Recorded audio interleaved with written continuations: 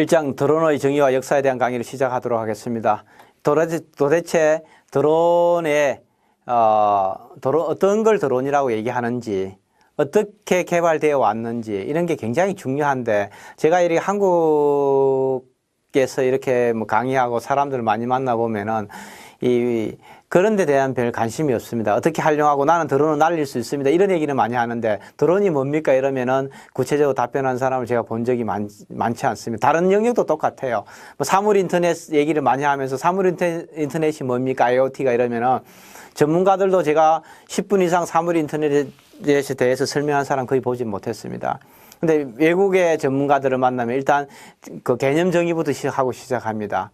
그래서 한국이 사실상 과학기술이 발전하지 못하고 노벨상 수상자가 나오지 않는 이유 중에 하나가 기초가 안 돼 있기 때문이다, 이런 얘기하는 사람들이 많습니다. 제가 그냥 하는 얘기는 아니고 많은 전문가들이 한국의 노벨상 수상자가 안 나오는 이유가, 특히 물리학이라든지 이런 쪽에 안 나오는 이유가 기초가 없다는 거예요. 기초가.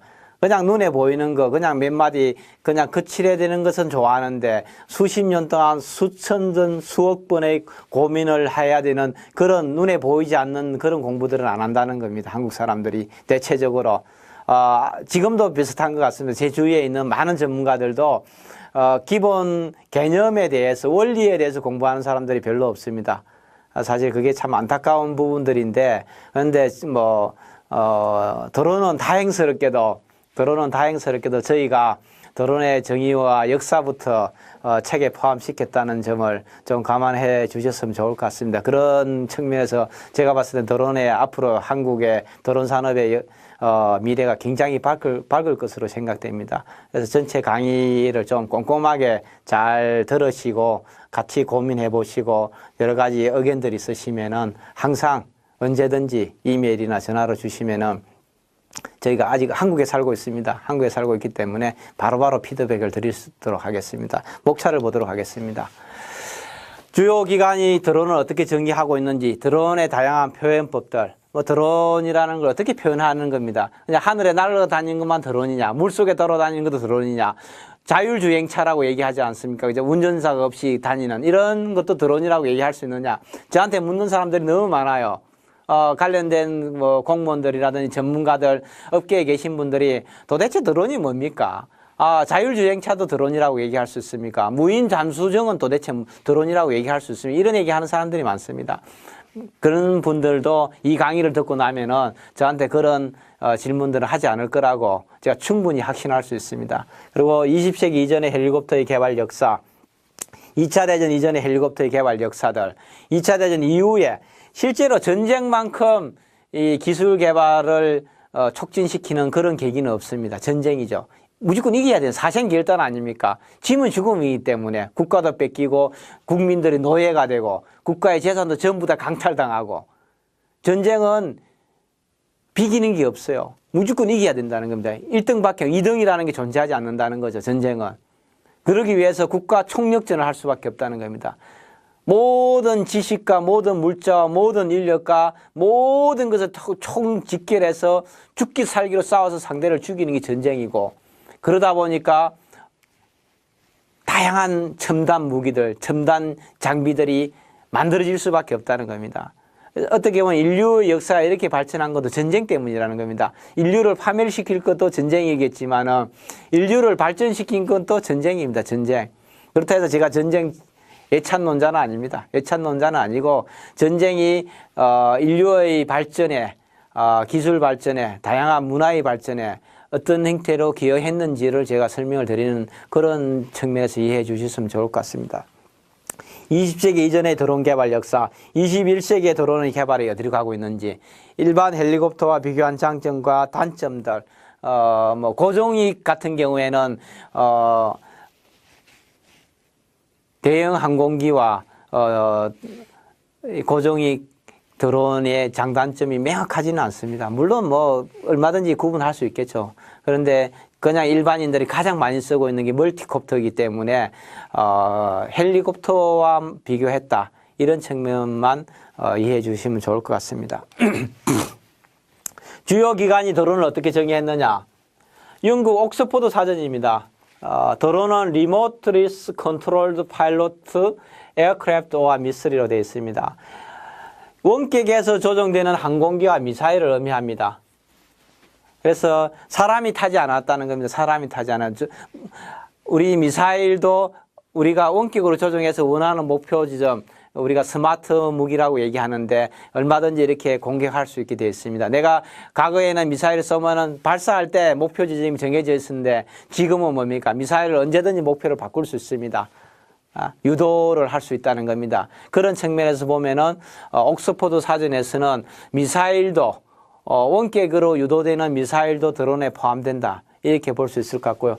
한국의 두산백과는 사람이 타지 않아야 됩니다. 사람이 타지 않고 무선 전파 유도에 의해서 비행하는 비행기나 헬리콥터 모양의 비행체라고 했습니다.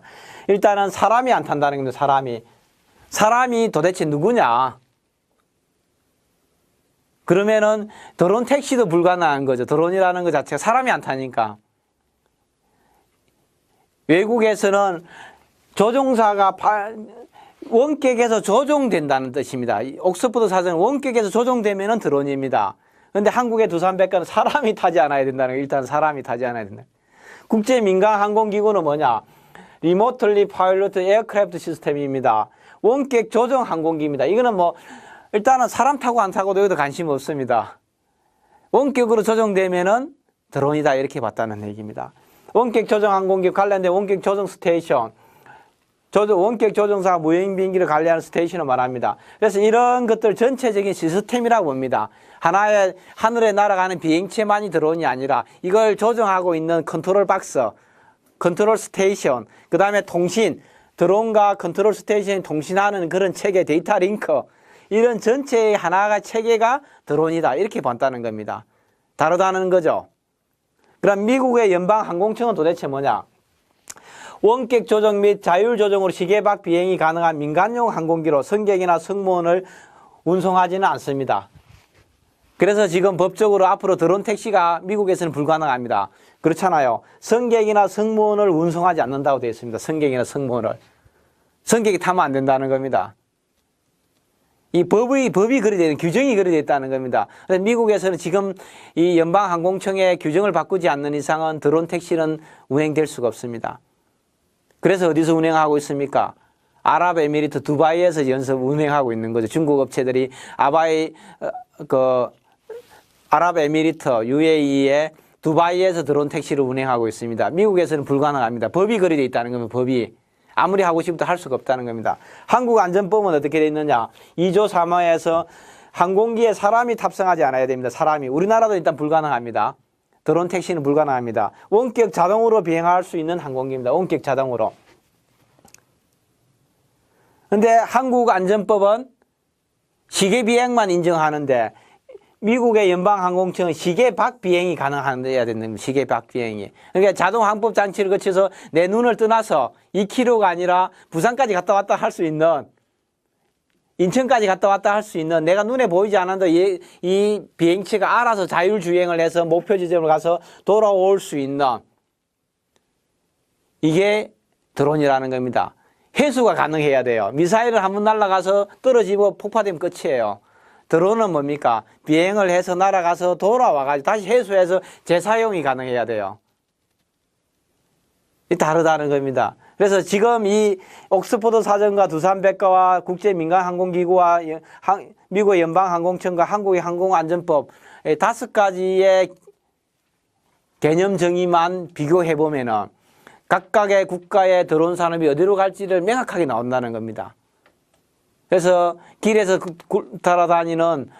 돌아다니는 그런 무인 자동차를 드론이라고 얘기할 수 없고, 수중에서 혼자서 다니는 무인 잠수정을 드론이라고 얘기할 수 없다는 얘기입니다. 법이 그리 돼 있다면 규정 자체가.